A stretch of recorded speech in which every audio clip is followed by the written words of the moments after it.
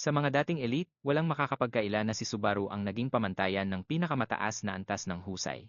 Nagsimula ang stream sa gitna ng ingay ng mga fans na excited nang makita ang detalye ng mga laban ni Ayan.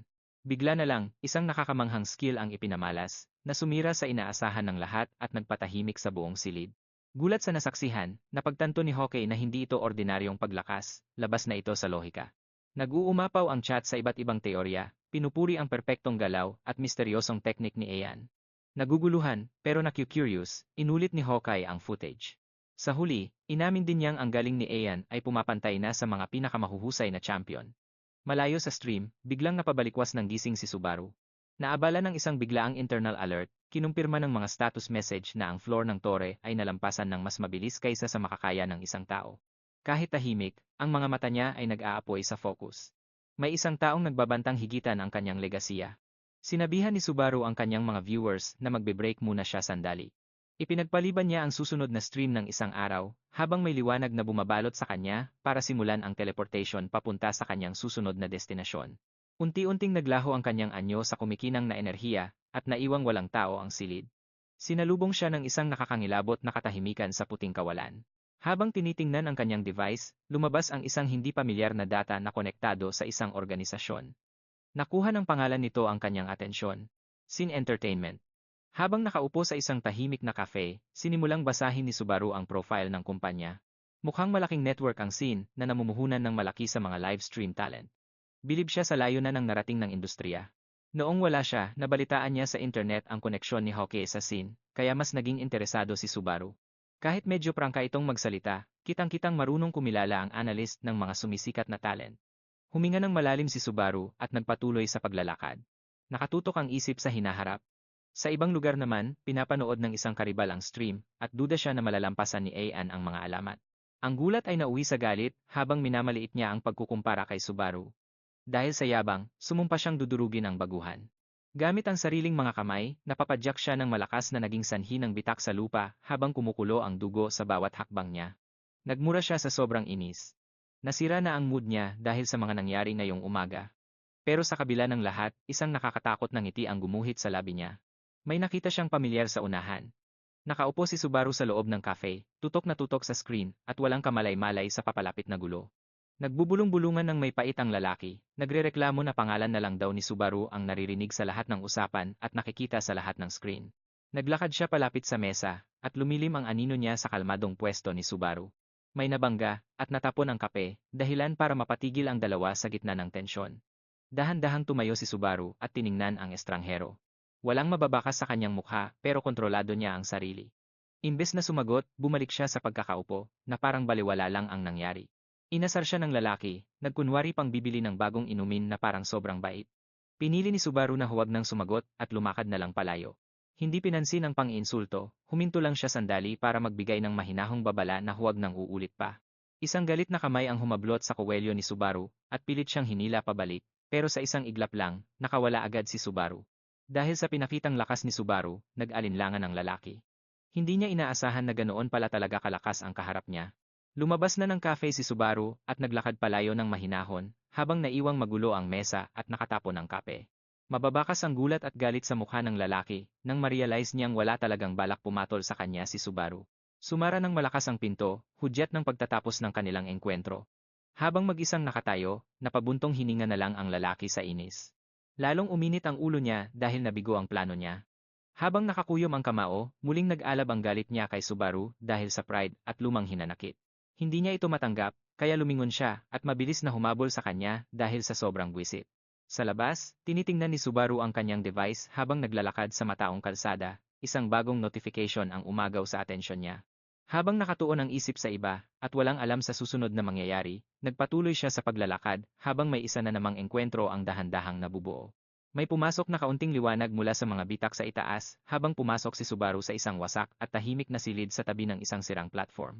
Nakahanap siya ng isang kumikinang na relic na tumitibok-tibok pa ang enerhiya.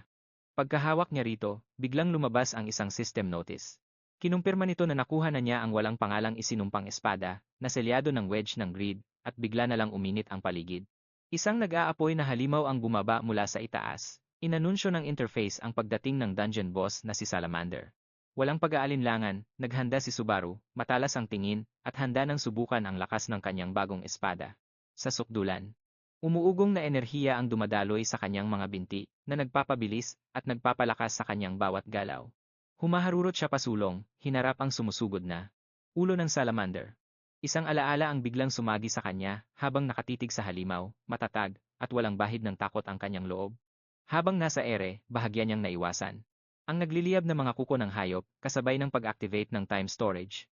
Pinipilipit ni Subaru ang espasyo para kontrolin ang daloy ng laban. Agad siyang gumanti ng may katumpakan, tumitira bago pa makakilos ang salamander. Nagbago ang eksena sa isang payapang kagubatan na nagniningning sa mahiwagang liwanag. Nararamdaman na niya ang pagod, pero maingat niyang binabantayan ang kanyang status, determinadong magpatuloy. Lalo pang lumalalim si Subaru sa mundong hindi pa niya kabisado. Nanlisik ang kanyang mga mata nang maramdaman niyang may paparating sa gitna ng mga punong sinisinagan ng buwan. Mula sa mga anino, lumabas ang isang matangkad na lalaki, kampante ang tindig pero tila may pinaplano. Imbes na umatake, ang estranghero ay ngumiti lang at tila nang uuyam pa ang tono. Nagkunwaring mabait, ipinaliwanag ng lalaki ang kanyang mga dating ginawa. Nang may pekeng katapatan, pareho silang huminto sa paglalakad, habang lumiliit ang distansya sa pagitan nila, nagkatitigan, at nag-alok na. Tapusin na ang lahat. Iminungkahi ng lalaki na iwanan na ang tensyon. Sa ibang dako, isang malaking lungsod ang makikita sa ilalim ng dapit hapon, naglalakihan ang mga gusali sa ilalim ng madilim na langit. Sa loob, isang lalaking blonde ang bumati sa bisita ng may kaswal na kaway. Naupo sila. Nang magkasama, inihahanda ang sarili para pag-usapan ang isang mahalagang bagay habang nagiinuman. Kaliwat ka ng papuri ang natanggap ni Subaru para sa kanyang mga huling aksyon, pero may halong pagdududa ang mga ito. Hinimok ng mas matandang lalaki ang kanyang kasama na magsalita ng tapat tungkol sa sitwasyon. Ang paglakas ni Subaru, ang naging paksa. Hindi ito pangkaraniwan, masyadong mabilis, at dapat pagtuunan ng pansin. Napunta ang usapan sa pag-recruit dahil tinitingnan si Subaru bilang isang mahalagang asset. Sa kabila ng mga unang pagduda, nakuha ng kanyang bilis ang kanilang interes, nagkasundo silang pagandahin ang kanyang imahe sa publiko at sadyang palakasin ang kanyang reputasyon. Isang mandirigmang may pilak na buhok ang napangisi habang kinakausap ang kanyang kasama, naaliw sa hindi inaasahang pagbabalik nito. Sa halip na lumaban, tahimik lang na nakinig si Subaru habang hinahamak ng lalaki ang kanyang mga huling ginawa sa dungeon. Biglang natauhan ang lalaki. Narealize niyang ang kausap niya ay si Narukami Subaru. Nag-alab ang kanyang galit habang nakakuyom ang kamao. Binabanggit ang pangalan ni Subaru nang may nanggigigil na tinig. Nabalot ng puot ang kanyang isipan, sinisisi si Subaru. Kahit pa sa inaakalang kamatayan nito. Habang kumukulo ang emosyon ng kalaban, nanatiling tahimik si Subaru, nagmamasid ng hindi nagpapakita ng anumang kahinaan. Pinutol ni Subaru ang katahimikan at nagtanong ng isang simpleng bagay, bakit galit na galit ito sa kanya? Binanggit ng lalaki ang kanyang ama, ibinihagi ang matagal ng hinanakit na may kaugnayan sa kanilang pinagmulan. Binaliwala lang ito ni Subaru, at tinanong kung ano ang kinalaman nito, halatang walang pakialam sa mga minanang galit, isang alaala ang sumulpot.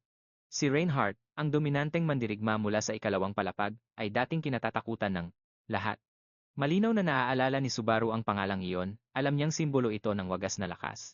Ang mga kwento ng malupit na dominasyon ni Reinhardt ay umaalingaw-ngaw sa buong labanan. Isang elite na kalaban ang nadurog sa ilalim ng espada ni Reinhardt sa isang iglap lang, kumalat ang pagkawasak mula sa tindi ng tama, na bumuo ng isang malaking hukay sa ilalim ng talunang kaaway. Halos mawalan na ng malay, pilit na umabot pa itaas ang lalaki, hindi na kayang ipagpatuloy ang laban. Nagnalit ang lalaki at sumigaw, lalong nag-alab ang kanyang poot nang mabanggit ang isang pangalan, kalmado namang. Iniugnay ni Subaru ang galit na iyon sa legasiya ng one-strike swordsman. Ipinaalala niya sa lalaki na mas marami pang nagdusa dahil sa mabigat na pasan ng titulong iyon. Biglang sumugod ang kaaway pasulong, naglalabas ng malalakas na apoy para sa kanyang atake. Handa na. Si Subaru habang bumabalot ang apoy sa kanyang paligid, nakatitig ng diretsyo sa paparating na banta. Sa gitna ng liwanag ng apoy, ang atake ay ngumisi, kampante na ang kanyang lakas ay sapat na para talunin ang dating alamat, mas tumindi ang apoy sa paligid ni Subaru habang nagpapakawala rin siya ng nagniningas na atake, habang kalmadong sinusuri ang reaksyon ng kaaway. Sinusundan ng kanyang mga mata ang bawat galaw nito, at napansin na ang kapangyarihan ng lalaki ay gaya ng mga abilidad mula sa streamer system. Nang walang pag-aalinlangan, naghanda siya. Para sa counter-attack, tahimik na kinakalkula ang susunod niyang hakbang nang may matinding focus. Isang dambuhal ang pagsabog ng nagbabagang enerhiya. Ang kumalat habang gumaganti ang kalaban ng may napakalakas na puwersa, nakangisi sa likod ng kanyang mga nasunog na daliri. Inamin ng lalaki na masyado niyang minaliit ang kontrol sa sariling lakas sa gitna ng bakbakan. Imbes na humingi ng tawad, tinuyapan niya si Subaru, hinamak ang kanilang nakaraan at nagpahiwatig ng mas malupit na intensyon. Bakas ang pagtataka sa kanyang mukha nang mapansin ang isang kakaibang bagay. Hindi nakasuot ng maskara si Subaru kanina. Mula sa makapal na usok, isang anino ang lumitaw na may mabagal at matatag na hakbang na tila hindi tinatablan ng naglalakas ang apoy. Itinaas ni Subaru ang kanyang kamay, ipinapakita ang ninakaw na maskara ng may tahimik na paghamon. Nagulat sa nakita, ang kaaway ay nanood habang ang mga mahiwagang simbolo ay biglang nagliyab sa buong paligid. Doon niya na-realize, kinuha ni Subaru ang kanyang natatanging kakayahan ng walang pahintulot. Sumugod sa galit ang lalaki, pero mabilis siyang nasalubong ng isang matinding atake. Hinawakan ni Subaru ang pulso ng attacker, binalibag, at mabilis na isinandig sa lupa ng may katumpakan. Pilit na, nagpupumiglas, hindi makawala ang lalaki sa napakalakas na pagkakahawak sa kanya. Ang tagumpay ay kay Subaru, na nakatayong kampante, habang ang kanyang kalaban ay nakaluhod, wasak, at talunan. Isang tahimik na tanong ang binitawan ni Subaru, kung sino ba talaga ang kaharap ng kanyang kaaway. Ngayon, tinanggal na niya ang kanyang maskara, ipinapakilala ang sarili bilang si Narukami Subaru, ang mismong target na dati lang nitong minaliit. Imbes na tanggapin ang katotohanan, nang uyam lang ang lalaki, at minaliit ang sinabi na parang kalokohan lang, muling nag-alab ang matinding galit sa kanyang dibdib. Muli siyang nag-ipon ng apoy sa kanyang kamay. Kinutya niya ang kakayahan ni Subaru at kinuwestiyon kung kaya ba talaga nitong matutunan ang ganoong klaseng teknik. Bago pa man tumama ang apoy, mabilis at saktong umatake si Subaru, kaya naman tuluyang nabigla ang kanyang kalaban. Nanlaki ang mga mata ng lalaki, habang nakatitig sa talim na bumaon ng malalim sa kanyang tagiliran. Kalmado namang itinuro ni Subaru ang naging pagkakamali ng lalaki. Akala niya kasi ay mananalo siya sa puro daldal lang. Unti-unting gumapang ang takot ng mapagtanto ng sugatang fighter, na wala na sa kanya ang lamang. Nagbalik ang mga alaala ng hirap nang ipaalala ni Subaru ang sakit na dinanas ni Hoshiguma Subaru. Mas lalong tumindi ang kanyang galit dahil sa pangungutyang narinig. Pinatalas ni Subaru ang bawat galaw niya, habang ang nanginginig na kalaban ay walang nagawa kundi makinig ng may takot. Nakita ang pagkilala sa kanyang asul na mga mata. Napasinghap siya habang lumalabas ang pangalan sa kanyang duguang labi. Sa isang huling hataw, tinapos na ni Subaru ang laban. Nang walang pag-aalinlangan, tapos na ang bakbakan, tumalikod siya at malamig na sinabi na tapos na ang palabas. Sa loob ng cafe, pinagbubulungan ang lalaking nakamaskara na tahimik na nakaupo sa sulok. Marami ang nag-isip kung fan lang ba siya. Isang tapat na fan daw siya ni Narukami Subaru. Habang ang tunay na Subaru naman ay nag-iisip tungkol sa halaga ng pagtatago ng kanyang mukha sa laban. Biglang may boses na tumawag, dahilan para maputol ang katahimikan, nang batiin siya ng isang babaeng tila kinakabahan. Ipinakilala niya ang kanyang sarili bilang si Hatsuka. Sinabi niya na siya ang nakipag-ugnayan kay Subaru. Tumayo naman si Subaru para makipagkamay. Kalmado siyang tumugon sa kabila ng pagiging excited ng babae. Nagbago ang ekspresyon ni Hatsuka nang unti-unting malaman kung sino talaga ang kaharap niya. Kahit itinanggi ni Subaru na siya ang orihinal na Narukami, nakiusap siya sa babae na kumalma lang, pero imbes na matakot, mas lalo pang ngumiti si Hatsuka. Inamin niya na fan pa rin siya kahit ano paman. Sunod-sunod niyang binanggit ang mga sikat na laban na tila ba kabisadong-kabisado niya ang bawat detalye. Napakurap si Subaru, nagulat sa sobrang daming alam ng babae. Inamin ni Hatsuka na pumasok lang siya sa ahensya para lang suportahan siya. May kasamang ngiti ng pagtitiwala nang ilabas niya ang kontrata para sa kanyang debut. Handa na ang lahat ng dokumento bago pa sila magkita. Malinaw na ang tatahaking landas. Malapit na magsimula ang bagong paglalakbay ni Subaru bilang isang streamer. Ipinatong ni Subaru ang kanyang kamay sa kontrata, handa nang pirmahan ang kasunduan nila ni Hatsuka. Nilinaw niya rin ang mga magiging responsibilidad nila. Binigyang diin niya na kapag pumalya si Hatsuka, maaaring matapos agad ang kanilang pagtutulungan, kahit nape-pressure, masayang sumagot ang babae. Excited na siyang suportahan ang pag-i-stream ni Subaru. Habang tahimik naman siyang inoobserbahan ni Subaru, nararamdaman niya ang kakaibang lakas nito. Nakaramdam siya ng pag-aalinlangan. Mukhang ang mga susunod niyang makakalaban ay mas malakas pa kaysa sa inaasahan niya. Sa isip niya, alam niyang kailangan niyang bilisan ang kanyang pag-unlad para makasabay. Kaya naman nang walang pag-aalinlangan, inilahad ni Subaru ang kanyang kamay.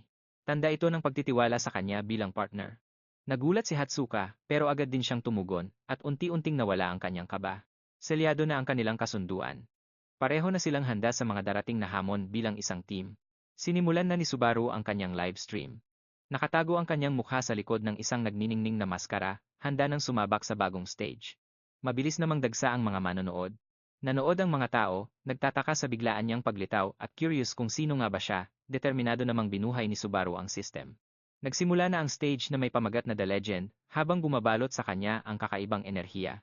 Malakas ang buhos ng ulan sa madilim na kagubatan kung saan makikita ang isang kampong wasak dahil sa digmaan. Sa loob ng isang tolda, nagtitipon ang mga armadong lalaki sa paligid ng isang mapa, habang pinag-uusapan ang kanilang depensa at mga plano. Naglabas na ng utos ang Zone Commander, nagbibigay ng mga tungkulin para siguruhin ang kanilang mga posisyon laban sa galaw ng kalaban.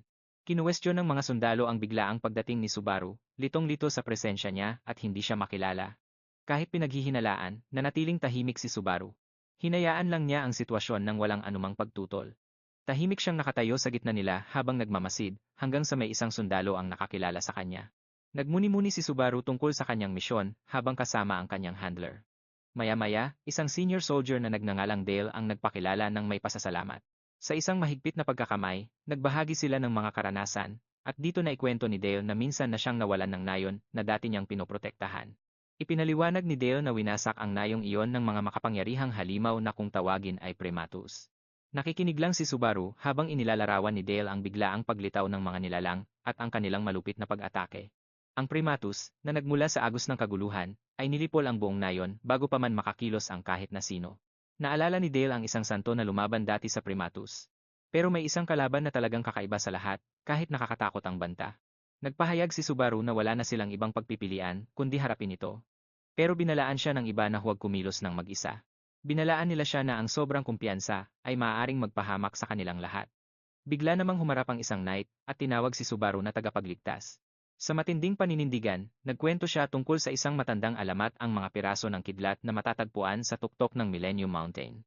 Isang tao lang daw ang makakahanap sa mga ito. At direkta ang tingin niya kay Subaru. Samantala, nilalamon na ng apoy ang nayon. Dumadagundong ang mga tili ng takot sa buong gabi. Sumugod ang mga dambuhalang mananakop sa mga kalsada at walang awang pinapatay ang sinumang madaanan nila. Isang higanteng figura ang lumitaw at idineklara ang kamatayan ng lahat. Habang lumalaganap ang gulo, nakatayo sa itaas ang isang nilalang na may maputing buhok. Punong-puno ng dugo at walang awa. Dinurog nito ang laman ng walang pag-aalinlangan habang tumutulo ang matingkad na pula. Tahimik lang na nanonood si Subaru habang lalong tumitindi ang determinasyon sa likod ng kanyang gintong mga mata. Doon sa gilid ng bangin, nakita niya ang wasak na baryo sa ibaba.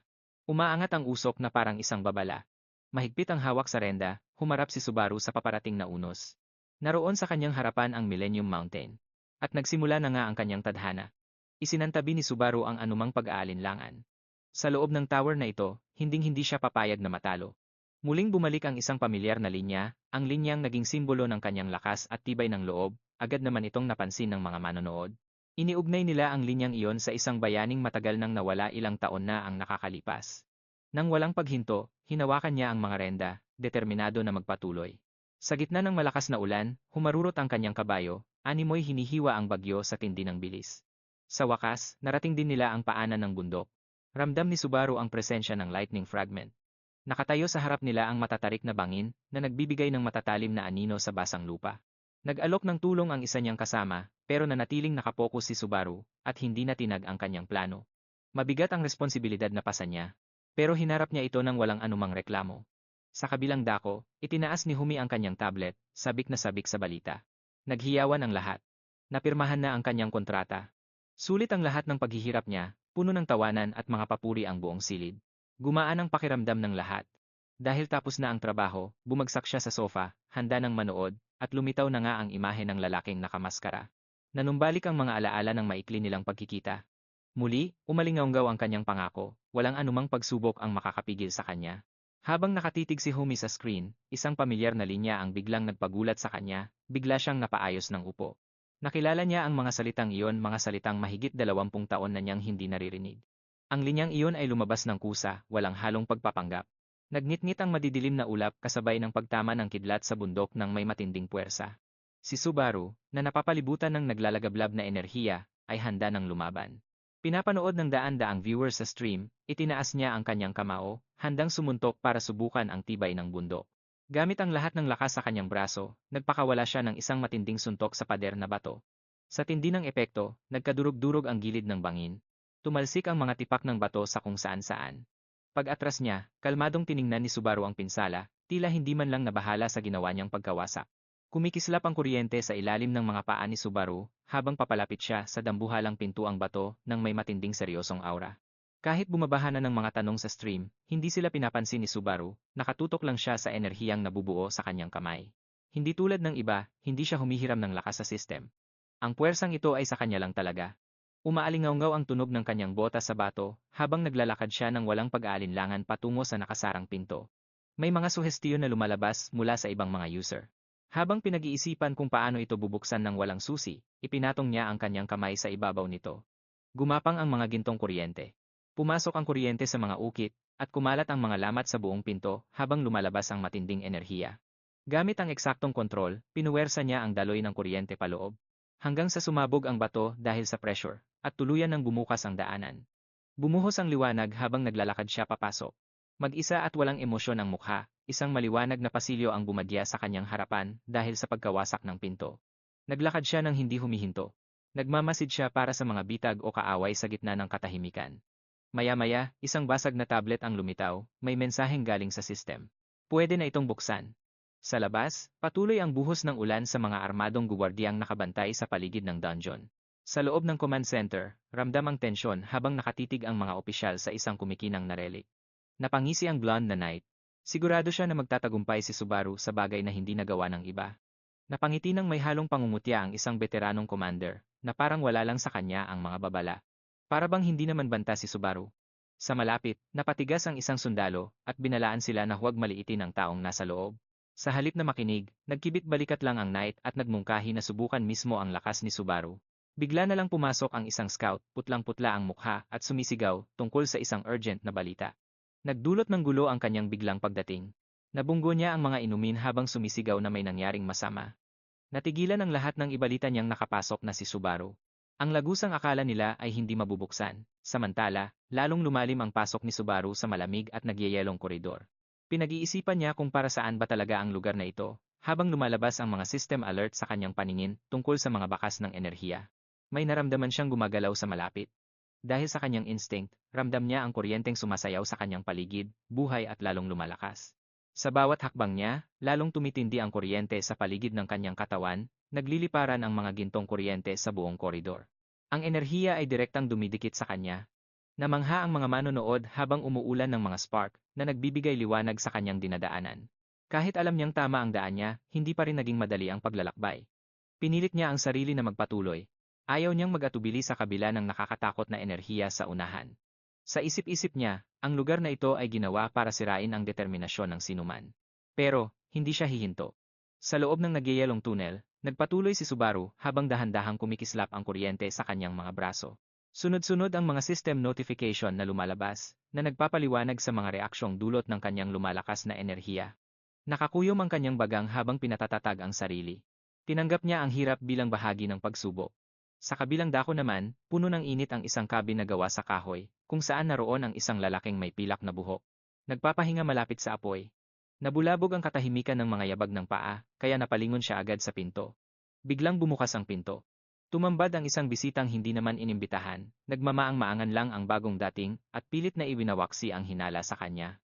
Kahit huling-huli na siyang umaaligid, nakita ang bahagyang pagkatuwa sa mukha ng host, habang pilit na tinatanong ang tunay na pakay nito. Iniwasan ng bisita ang tanong at pabagsak na naupo sa sopa, na tila ba wala siyang pakialam. Tumindi ang tensyon hanggang sa tuluyan ng sumabog ang inis. Nawala ang pagtitimpi ng host. Nagkaroon sila ng saglit na sagutan bago humantong sa isang nakakailang na katahimikan. Nag-iba ang ihip ng hangin nang mahinang magtanong ang bisita tungkol sa mga planong hinaharap. Bigla namang may narinig na ingay mula sa itaas kaya sila nabahala. Pinaalalahanan sila nito kung gaano sila kalapit mabuking. Dahil hindi mapakali, palihim na tiningnan ng lalaking may pilak na buhok ang kasalukuyang stream. Habang pinapanood ang pag-usad ni Subaru, sigurado siyang magtatagpo uli ang landas nila, nakatitig lang ang lalaking may pilak na buhok sa stream ni Subaru.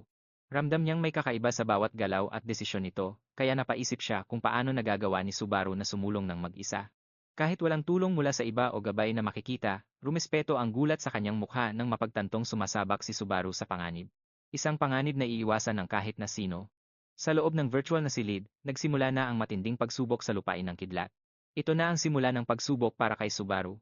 May tumatagas na kaunting dugo sa kanyang bibig habang may mga kumikinang na marka na gumuguhit sa kanyang mukha. Biglang lumabas ang mga gintong kidlat sa paligid niya, mula sa kanyang paanan hanggang sa langit, hudyat na aktibo na ang proseso ng sistema.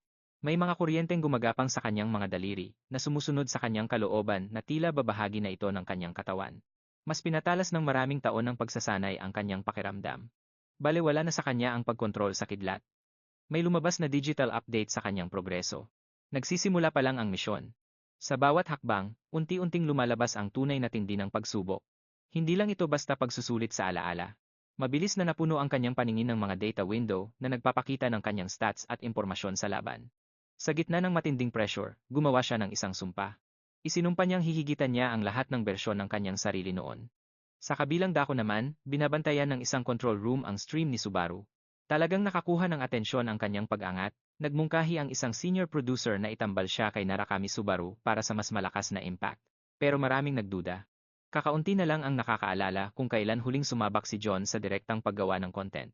Hawak ang kanyang kape, sumandal ang executive. Pinag-iisipan ang posibleng marating nito, alam nilang may panganib ang pakikipagtulungan, pero mas malaking pagkakamali kung babalewalain nila si Subaru ngayon. Nang nakakalokong ngumiti, nakagawa na ng desisyon. Babaguhin ni Subaru ang takbo ng laro. Nakaupo sa tapat ng mesa, nagbigay ng mga ideya ang producer. Iminungkahi niyang pasamahin si Subaru para lang sa hype. Pero nagdulot lang iyon ng pag-aalinlangan. Napaisip ang nakababatang lalaki kung masama ba ito. Nagbalik ang mga alaala nang makita niya ang isang simbolo, isang sandali mula sa nakaraan na puno ng ambisyon. Pinigilan siya noon ng takot ng kanyang tita. Dahil doon, hindi niya nagawang akyatin ang tore. Kahit na mas nag-aapoy ang kanyang kagustuhan kaysa noon, tumingala siya sa mga bituin noong mga panahong iyon. Hindi ganda ang nakita niya, kundi isang kadakilaang hindi maabot.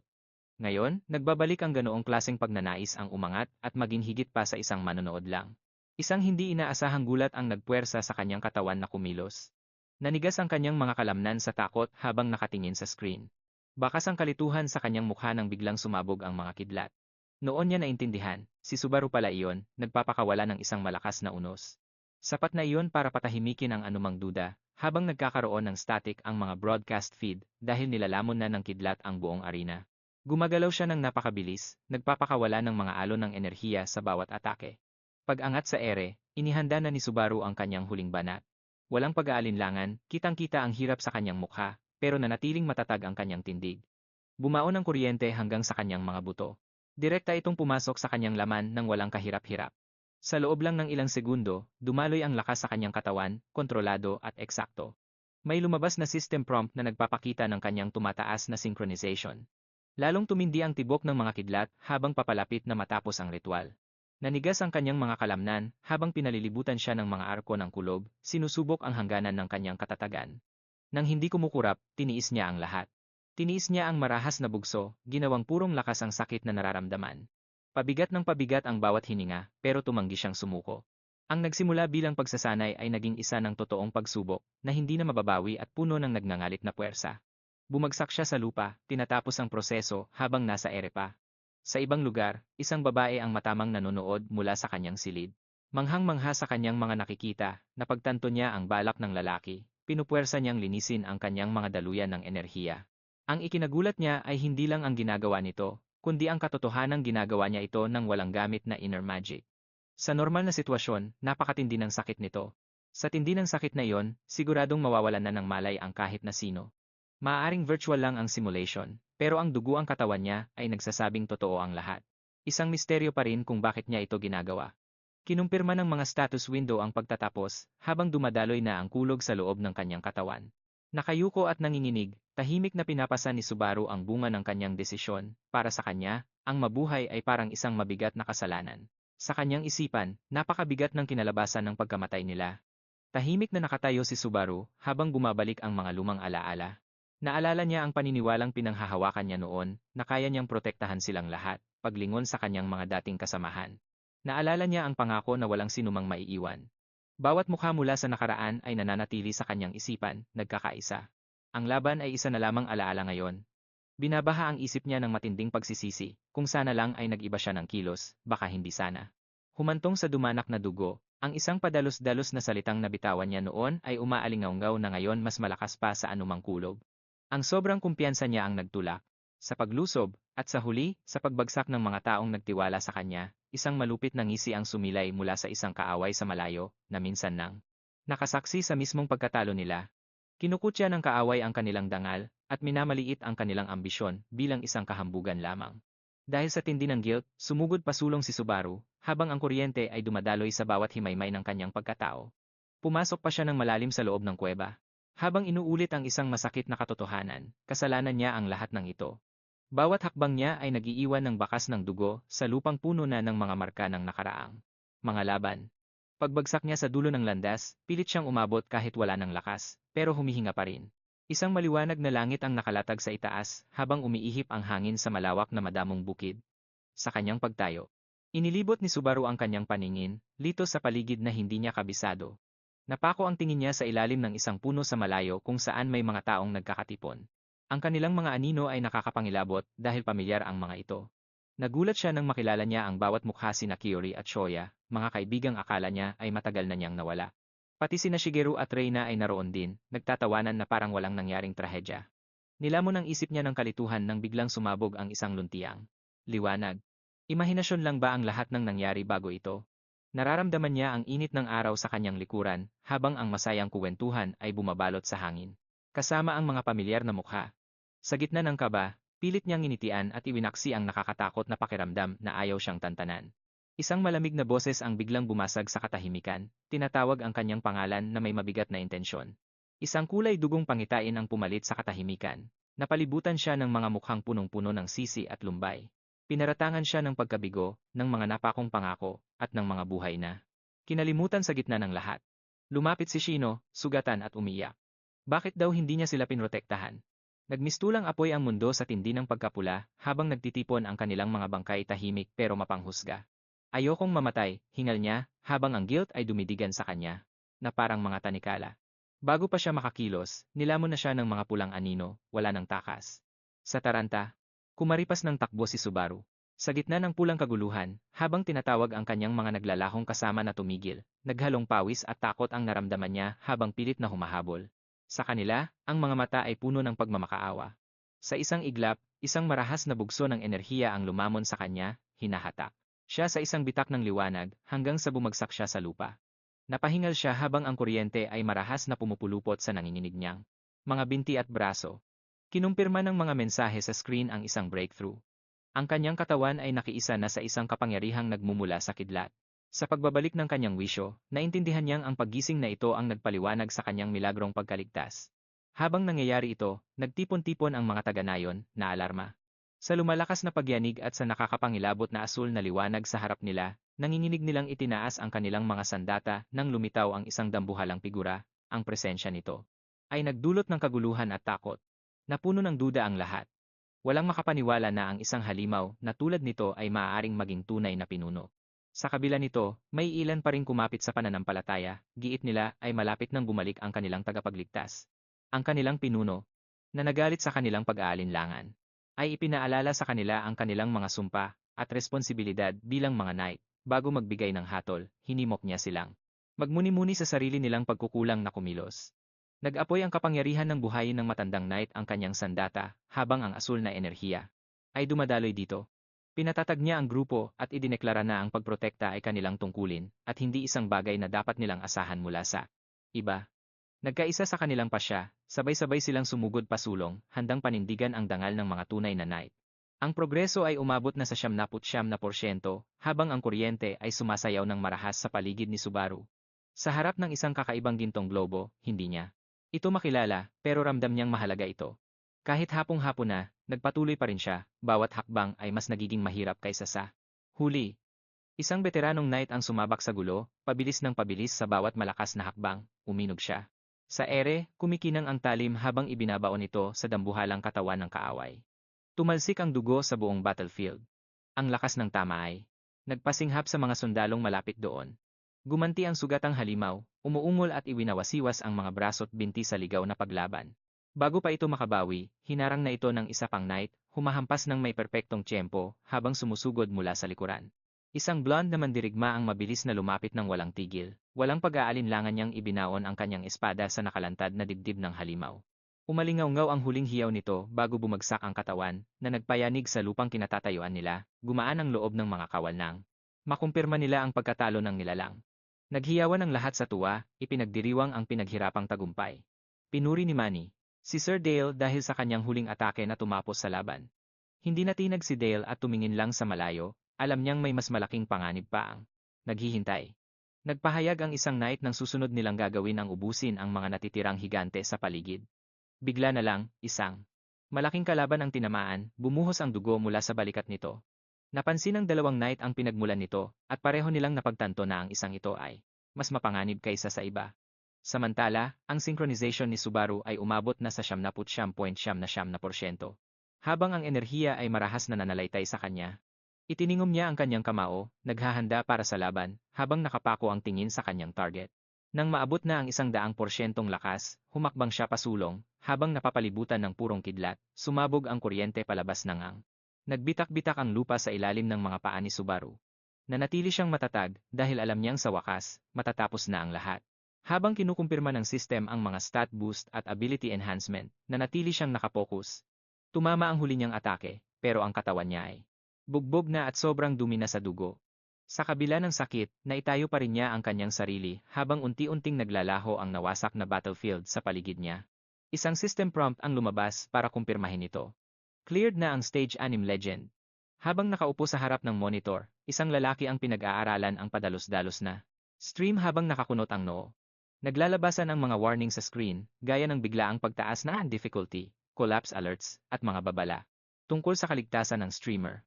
Dahil hindi siya bilib sa ginawa nito, kinuwestiyon niya kung bagay ba talaga ang bata na mag-stream sa simula pa lang. Isang tawag ang umistorbo sa kanya habang tumatawa naman ang isang viewer na tila na-e-enjoy ang nangyayaring sakuna. Pero hindi katulad ng iba, isang masiglang fan ang naniniwalang ang gulong ito ay simula ng bago isang tunay na ebolusyon sa real-time combat.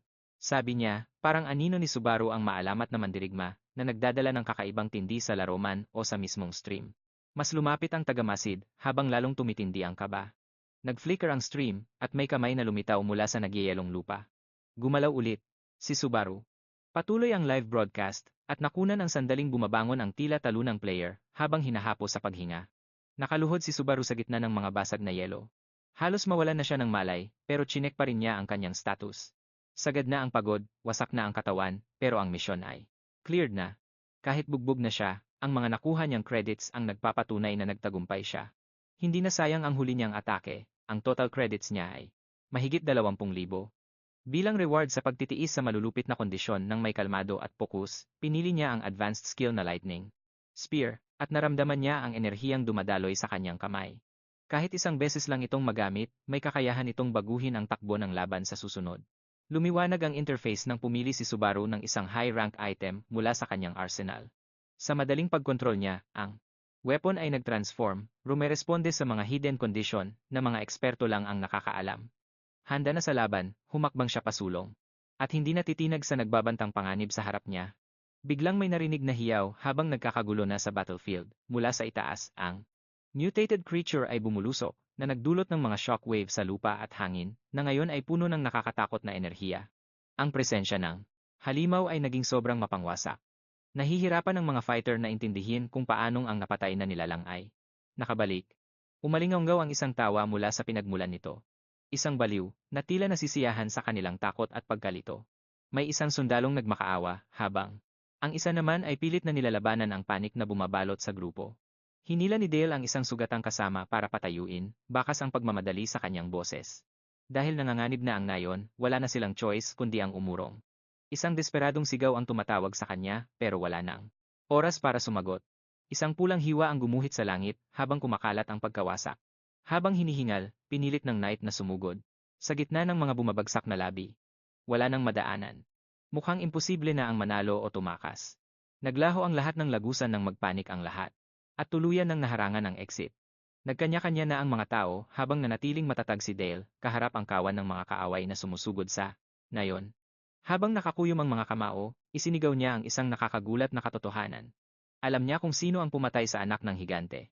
Natigilan ang halimaw sa kalagitnaan ng pagsugod, gulat sa sinabi ni Dale. Naging mas nakakatakot ang boses nito, pilit na itinatanong kung sino ang may gawa. Binunot ni Dale ang kanyang espada, handa nang sabihin ang totoo. Pero sa gitna ng panganib, isang biglaang pagsabog ng enerhiya ang nagpatigil sa kanya. Pagbangon niya mula sa lupa, napagtanto niyang hindi umubra ang mga salita niya para madistract ang kaaway. Walang awa siyang pinaratangan ng halimaw na Nagkakalat ng kasinungalingan at nanggugulo sa lahat. May mga kidlat na humampas sa lupa habang nagiging totoo ang galit ng nilalang. Tumalsik si Dale sa ere dahil sa lakas ng pagsabog. Sa gitna ng pagkawasak, ibinulong niya ang pangalang tatak na sa kanyang isipan, ang Reincarnator. Sa kabilang banda, nag-activate na ang Stage 7 na Thunder habang tinitingnan ni Subaru ang pinsala sa ibaba, nagdatikin na ng mga comment na nagdududa sa kanyang pagkakataon pero nanatili siyang nakapokus. Wala nang alinlangan. Isang malinis na tama na lang at panalo na siya. Pagkatapos suriin ang sitwasyon, nalaman ni Subaru na pagpapakamatay ang direktang pakikipaglaban sa kalagayan niya ngayon. Umapaw ang lakas sa kanyang kamay habang inihahanda niya ang Lightning Spear. Dahil wala ng oras na dapat sayangin, inactivate niya ang weapon bago pa makagalaw ang kaaway. Sumabog ang enerhiya mula sa lupa at nagpakawala ng mga alon ng gintong kidlat sa buong battlefield. Isang paikot na puwersa ang umakyat patungo sa langit. Habang tumatagal ang activation, nagkaroon ng mga bitak sa paligid niya dahil sa tindi ng pagod at ang katawan niya ay hirap na hirap na. Sa kabila ng agwat sa skill level, pinilit ni Subaru na mapagana ang legendary item.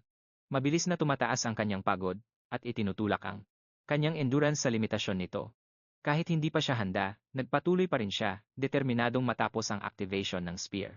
Sa wakas, napansin din ng mga viewers, hindi agad nalaman ang ginagawang activation ni Subaru hanggang ngayon. Nakaramdam ng kakaiba ang kaaway at nagsimula ng kumilos ng may nakakapangilabot na tingin. Tinawag ng halimaw si Subaru na isang magnanakaw ng kaluluwa. Tulala si Dale sa gulat habang nakikita ang kidlat na gumuguhit sa langit.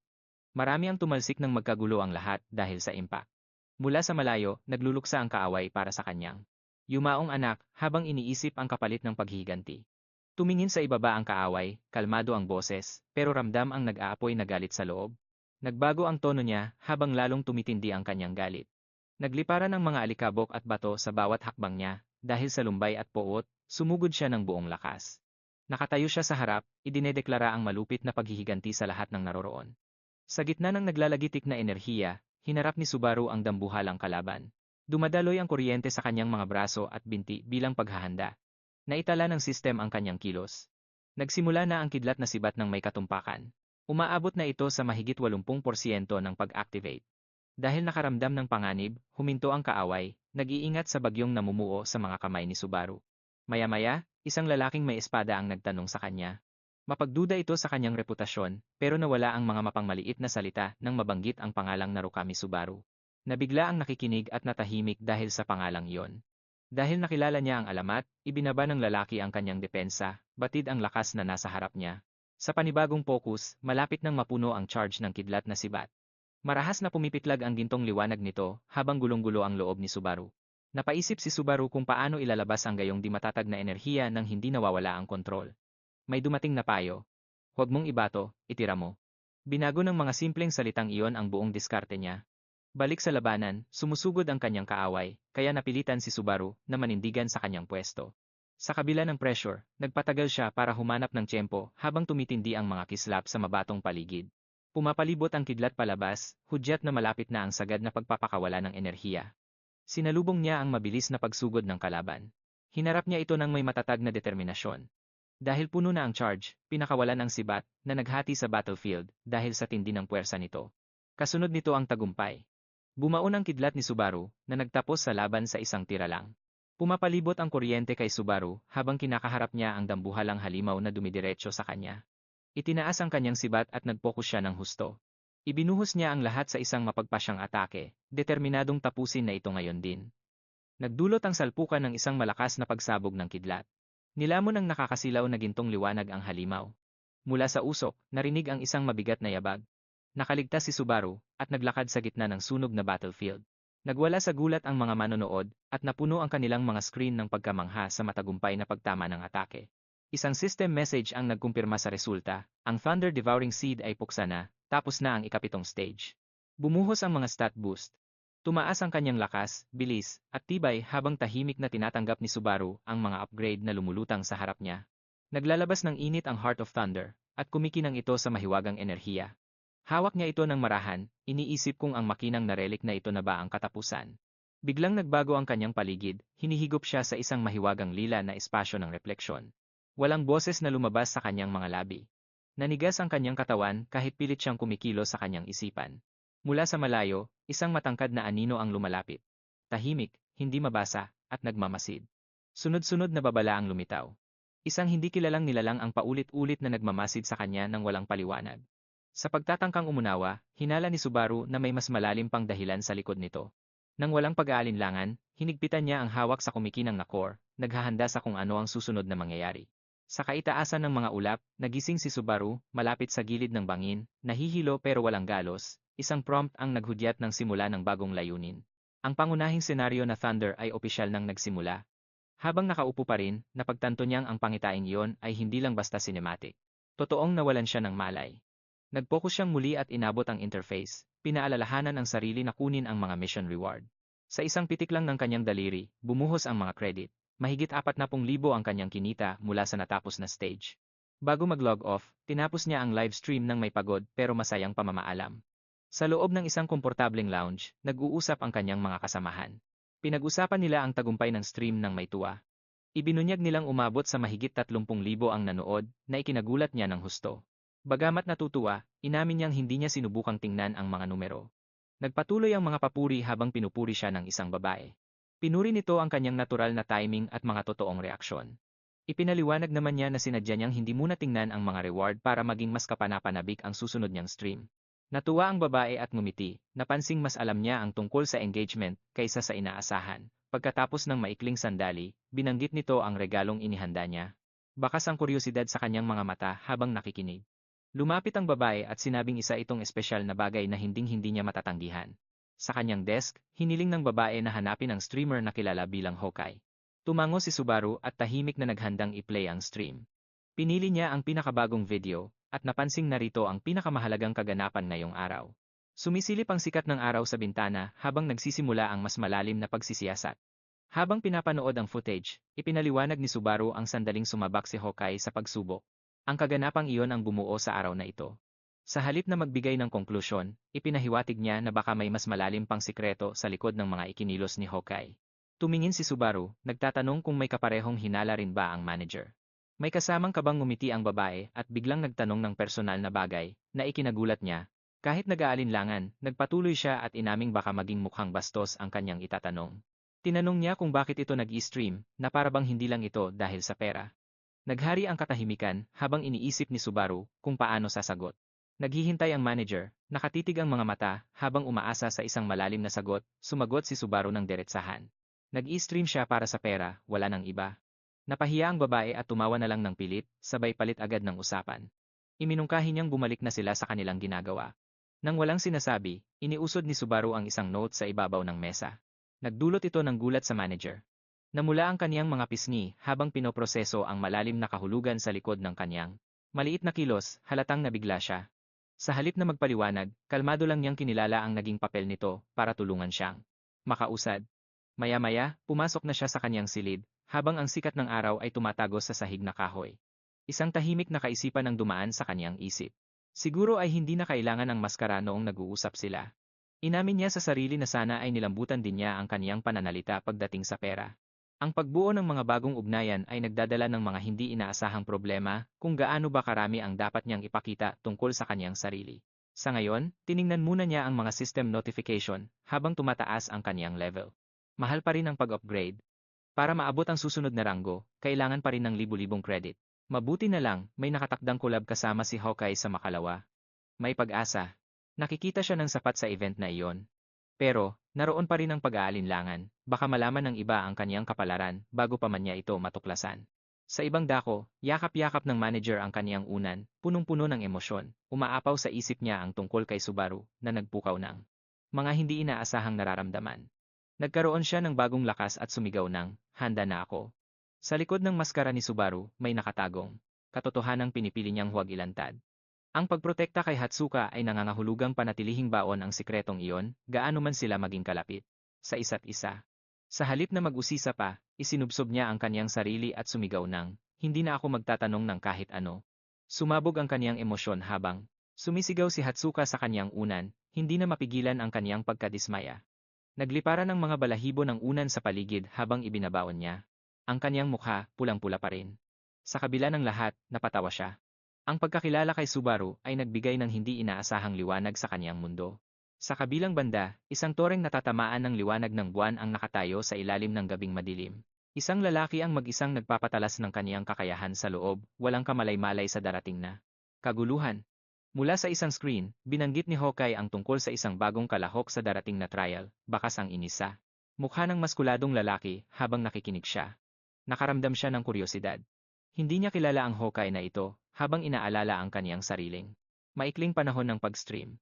Naghanda siya sa kaniyang posisyon, isang utos ang ibinigay, imbestigahan ng maigi ang susunod na stream ni Subaru.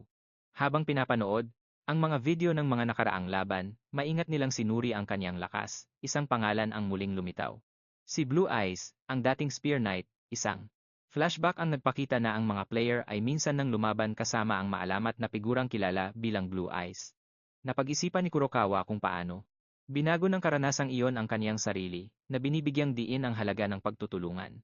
Ang mga alaala ng nakaraan ay may pinupukaw sa kaniya, lalo na ang mga kaisipang may kaugnayan sa kapangyarihan at kawalan. Habang binabantayan ang stream, nagsimulang magduda si Kurokawa sa tunay na pagkatao ni Subaru. Kinumpirma ito ng isa pang lalaki. Si Blue Eyes ay dating kabilang sa mahiwagang Blue Zone. Nagsimula na ang paghahanda habang mabilis silang kumikilos. Para kumpirmahin ang katotohanan sa likod ng nakamaskarang streamer.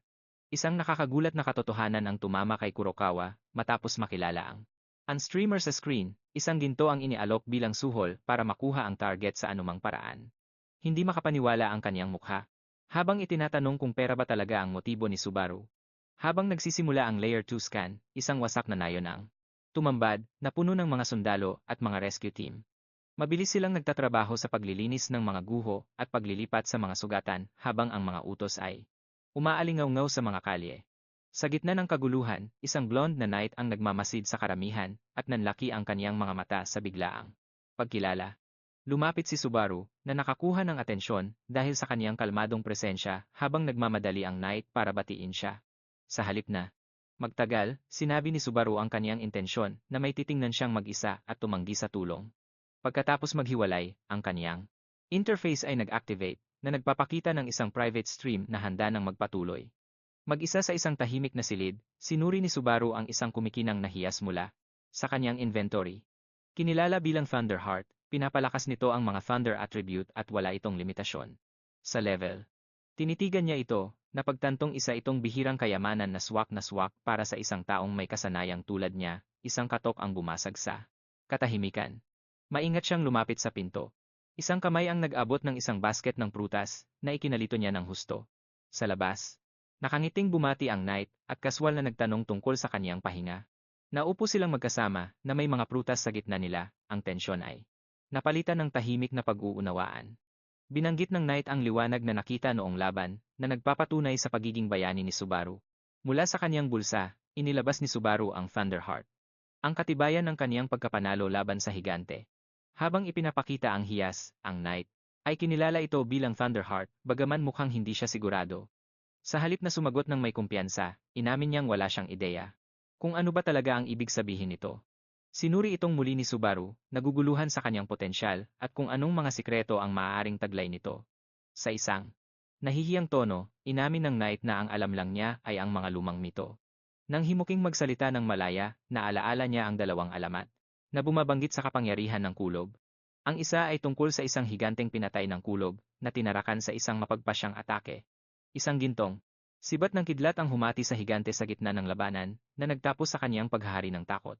Ang isa pang kuwento ay naglalarawan ng mga bathala at mga higante na naglalaban para sa kontrol sa kulob. Sa huli, natalo ang mga higante at ang relikya ay sinasabing naglaho na sa mga alamat. Pinag-isipan ni Subaru ang disenyo ng hiyas na malinaw na ginawa para sa isang layunin. Walang alamat ang nagpapaliwanag kung sino ang gumawa nito, basta ang alam lang ay nagbibigay ito ng lakas ng kulog sa mga tao. Ang layunin nito, dagdag pa ng knight, ay malamang para ihanda ang sangkatauhan laban sa mga banta ng Diyos. Mga pangitain ng mga Diyos at mandirigma ang mabilis na dumaan sa paningin ni Subaru habang tumitibok ang hiyas.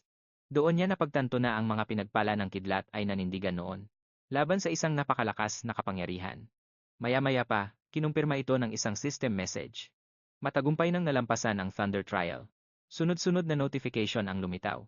Mabilis na tumaas ang antas ng Thunder skill ni Subaru hanggang sa maabot nito ang ikatlong tier. Isang gintong enerhiya ang sumabog mula sa kanyang katawan, at napuno ang buong kwarto ng nakakasilaw na liwanag.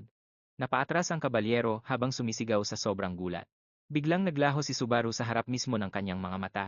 Sa kaitaasan, isang malawak at maputing lungsod ang bumungad sa ikatlong palapag.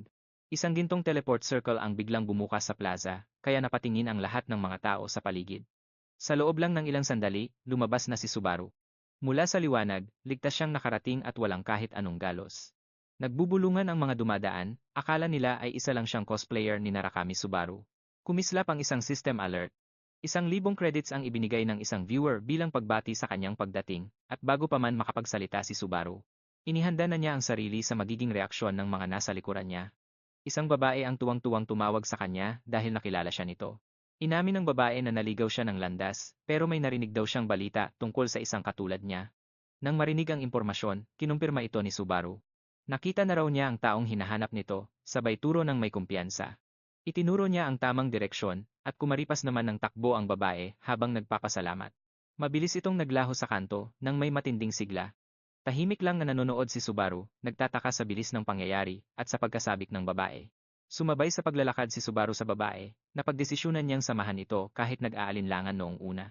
Napangiti naman ng matamis ang babae. Hindi niya alam ang pagsisising dadalhin ni Subaru balang araw dahil sa nangyari. Sa pagbabalik tanaw, naiisip niya kung ang paggabay ba sa babae ang nagpabago sa takbo ng lahat ng mga sumunod na pangyayari. Nag-broadcast ang system ng report tungkol sa sumisikat niyang reputasyon at ang status ng kanyang stream. Habang pinagmamasdan ang ganda ng lungsod, napaisip si Subaru kung ano nga ba talaga ang layunin niya sa mundong ito. At nang isara na niya ang stream, inihanda na niya ang sarili sa kung anuman ang susunod na mangyayari. Sa isang marangyang lounge, tahimik ang lahat sa ilalim ng isang napakagandang chandelier. At sa malalaking arched windows. Habang nakaupong mag-isa, tahimik na naghintay si Subaru hanggang sa may lumapit na lalaking may kumpiyansa sa bawat hakbang at binati siya. Sa halip na makipagkwentuhan lang, agad na binanggit ng lalaki ang tungkol sa sikat na reputasyon ni Subaru at nagpahiwatig ng isang mahalagang layunin. Kahit na kadalasan ay kay Yatsuka dumadaan ang mga ganitong pag-uusap, kakaiba ang isang ito, gusto niya talagang makita si Subaru ng personal. Nabanggit niya ang isang pambihirang pagkakataon kung saan isang top player ang pumuri sa isang tao ng 2 beses, kaya naman na-curious siya ng husto. Nang mabanggit ang pangalang Narakami Subaru, bakas ang pagbabago sa ekspresyon ni Subaru. Agad namang nagtanong ang lalaki. Kung interesado ba si Subaru sa guild na tinatawag na Blue Eyes? Tila tinamaan si Subaru sa tanong na iyon, ang bahagyang pagkislot niya ay nagpakita ng kanyang emosyon. Dahil dito, napagtanto ng lalaki na hindi pala ganoon kamanhid si Subaru gaya ng iniisip niya, may kinuha siya sa loob ng kanyang coat. Inilabas ng lalaki ang isang kumikinang na tablet, ang device na ito pala ang magiging grand prize sa isang tournament na gaganapin makalipas ang 5 araw. Tulala si Subaru sa gulat, dahil alam na alam niya ang sobrang taas na halaga ng gamit na iyon. Kinumpirma ng tablet na si Subaru nga ang nag-activate ng live stream system. Sa ibang dako naman, napansin ng isang babae ang tagumpay niya habang kalmado lang na nakatingin sa sarili nitong device. Tahimik siyang tumalikod at umalis, iniisip kung may iba pa bang kalahok na nakapasa rin sa pagsubok sa isang tahimik na daan sa gubat. Patuloy sa paglalakad ang babae sa gitna ng dapit hapon. Nakita niya ang kanyang kasama at nagtanong tungkol sa naging resulta. Nararamdaman niyang may kakaiba. Imbes na sumagot agad, sinabi ng lalaki na matagal nang tapos ang laban, isang alaala ang biglang bumalik. Isang kaaway na nanginginig sa takot, napapalibutan ng mahiwagang yelo, at hindi alam ang gagawin. Pinag-iisipan niya noon kung tatapusin na ba niya ito. O hahayaan na lang silang tumakas. Kahit kilala na kung sino ang nag-utos sa kanila, nag-aalinlangan siya kung kailangan ba talagang pumatay agad. Alam niyang delikado ang maawa. Maaaring malantad ang kanilang pinagtataguan, walang ano-ano, may mga kumikinang na balaraw ang biglang sumulpot mula sa lupa, at napuno nito ang buong langit. Handa sa anumang mangyayari, agad na kumilos ang babae, habang mabilis na bumababa ang mga patalim. Mabilis niyang itinaas ang kanyang kamay, at napatigil ang mga sandata sa ere gamit ang kanyang kapangyarihan. Mariin niyang pinagmasdan ang paligid. Habang nakalutang pa rin ang mga patalim dahil sa kanyang mahika. Sa likuran niya, sumigaw ang lalaki, nagulat sa biglaang pakikialam nito. Kahit pinigilan siya, sumugod pa rin ang mga patalim ng may matinding puwersa. Sa isang malakas na pagsabog, ang mga nagyelong sundalo ay tuluyang naubos at naglaho. Habang nakatingin, ipinaliwanag niya na pwedeng mabuko ang mga survivor na buhay pa sila. At sa halip na makipagtalo pa, sinumbatan niya ang lalaki. Na masyado itong urong-sulong para sa malupit na mundong ito. Tahimik na lang niyang tinanggap ang panghuhusga ng babae nang bigla itong may ipinakita sa kanya. Isang bagay sa tablet nito. Napako ang tingin nilang dalawa sa screen, kung saan nakita ang isang nakakabahalang galaw ng kaaway na hindi nila inaasahan. Nagbago ang ekspresyon ng kanilang mga mukha. Hindi lang ito basta-bastang bakbakan, may mas malaki pang planong nagaganap. Dahil sa sitwasyong ito, ipinilit ng babae na kailangan nilang maunahan ang mga kaaway sa premyo. At nang walang pag-aalinlangan, nagsimula na siyang maglakad. Buo na ang desisyon niya. Tinawag siya ng lalaki para pigilan, at binalaan na huwag susugod ng wala man lang plano.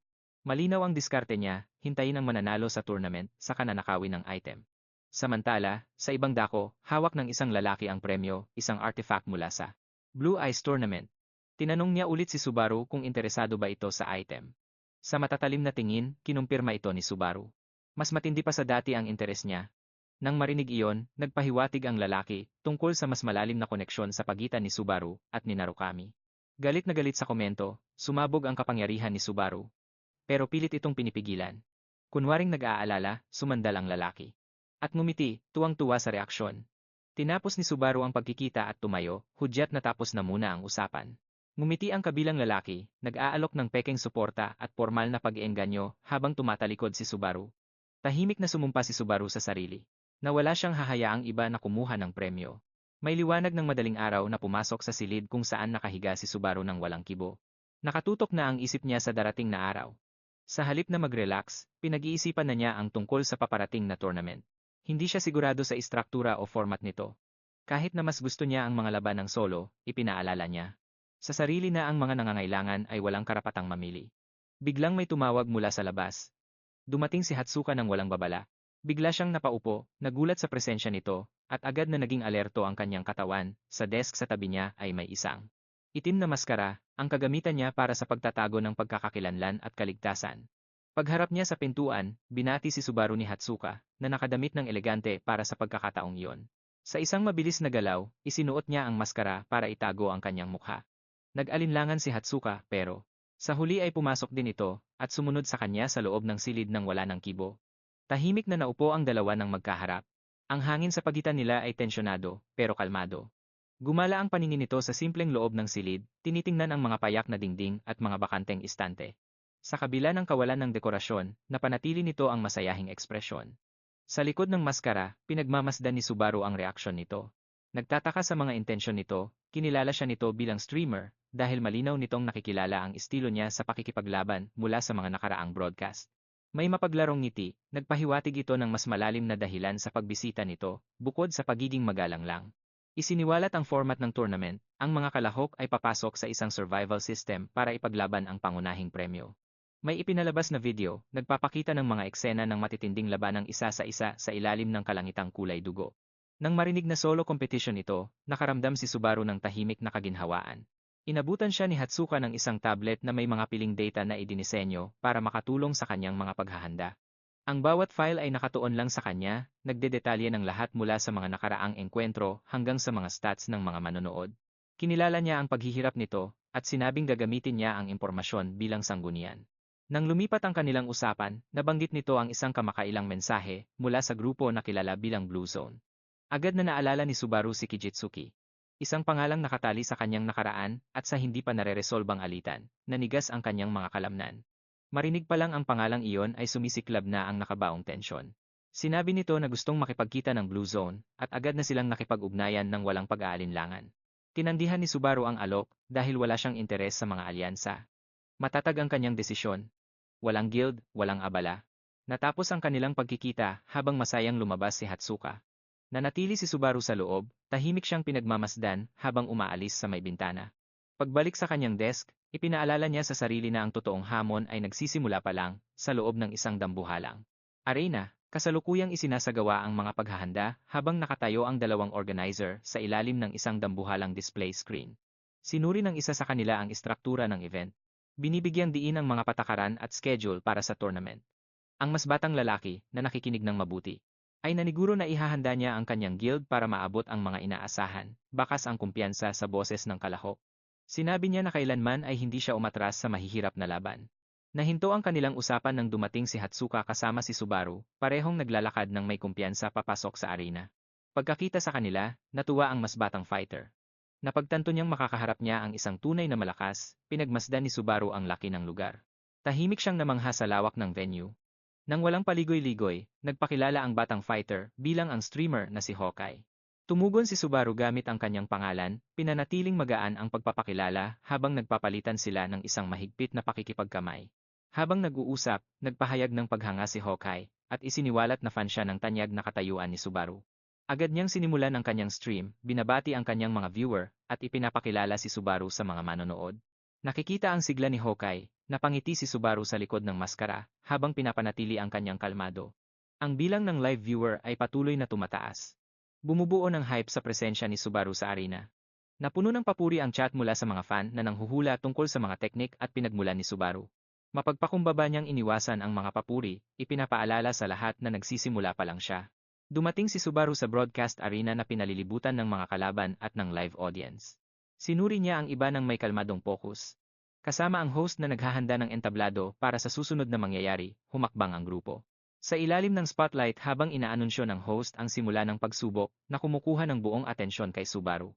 Bumukas ang malalaking ilaw sa itaas na nagpapakita ng tunay na laki ng event. Isang grupo ng mga combat robot ang lumabas mula sa mga nakatagong panel. Gumagalaw sa formation habang sabay-sabay na nag-on. Maikling ipinaliwanag ng host ang dahilan sa likod nito. Tuloy ang pagsusulit habang sabay-sabay na naglalakad ang mga robot sa isang swaktong ritmo. May mga armas na nakakabit sa bawat isa sa kanila habang naghahanda sa bakbakan. Tahimik lang na nagmamasid si Subaru, habang ang iba ay walang kamalay-malay sa panganib. Nakatayo lang siya sa kanyang pwesto, habang lumalabas ang pakay nila sa screen. Magsisimula na ang kanyang papel sa pagsusulit na ito. Biglang nagliwanag ng pula ang mga mata ng mga robot at pumasok sa attack mode. Maya-maya pa, sumugod na ang ilang units. Sumugod sila gamit ang kanilang mga talim, at nagpakawala ng mga planadong pag-atake. Isang malawakang ambush ang naganap at si Subaru ang nasa gitna ng malupit na pag-ataking ito ng mga makina. Sa loob ng arena, isang dambuhalang screen ang nagpapakita ng rankings, kung saan nasa pinakataas ang pangalan ni Narukami Subaru, habang ang ibang mga hunter naman ay nasa ilalim lang niya. Nakatayo sa ibaba ang mga sundalong may suot na armor, habang kinukumpirma ng system ang kanyang kontribusyon. Sa ilalim ng nagliliwanag na board, may isa pang alerto ang lumabas, isang hidden dungeon ang natuklasan. Biglang nagliwanag ang buong stadium, hudyat na magsisimula na ang isang bagong event. May lumitaw na mission window na nagpapaliwanag na bibigyan siya ng credits ng mga manonood kapag natapos niya ito. Binasa ni Narukami ang misyon ng walang kahit anong kaba. Nagpatong-patong na ang mga donation message sa ere, nag-aalok ng credits kapalit ng mga mapanganib na hamon. Maraming viewers ang namimilit na ipakita niya ang kanyang mukha. Kalmado lang na nag-thumbs up si Narukami bilang pagtanggap sa misyon, at sinabing ipapakita lang niya ang kanyang mukha kapag siya ay nabigo. Baka sa kanyang tindig ang tiwala sa sarili. Pinagmamasdan siya ng dalawang commentator mula sa stands, habang pinaalalahanan ang mga manonood na mababawasan ang reward kapag tumanggi siya, at lahat ng credits ay direktang mapupunta sa kanya.